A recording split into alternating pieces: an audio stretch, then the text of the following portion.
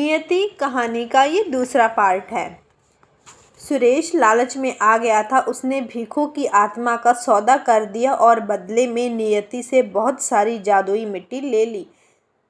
खैर नियति वहाँ से चली गई। अगले दिन वह भिखू के यहाँ आई। सुबह का वक्त था। भिखू ने घर का दरवाज़ा खोला तो देखा कि वह औरत नियति उसके घर के पास आने वाली थी।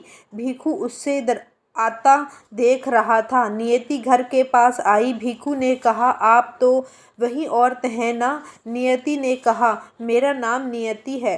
तुम्हें वो जादुई साबुन चाहिए? भिखू ने कहा, हाँ क्यों नहीं, हम आपको ही ढूंढ रहे थे। नियति ने कहा, पर एक शर्त है। भिखू ने कहा, क्या? तुम्हें अपनी या अपने किसी की आत्मा मुझे देनी होगी। उदाहरण के लिए सुरेश, तुम्हारे दोस्त की। भिखू घबरा गया और कहा, ये क्या कह रही हो? नहीं नहीं, आत्मा क्या मतलब? नियति ने कहा, ठीक है मैं चली जाती हूँ, तुम्हारी मर्जी। भिखू कुछ उलझा था इसलिए कुछ नहीं बोला। नियति वहाँ से चली गई तो दूसरी तरफ सुरेश की जादुई मिट्टी से बने बर्तन जोरों शोरों से बिक रहे थे। उसे बहुत मुनाफा हो रहा था।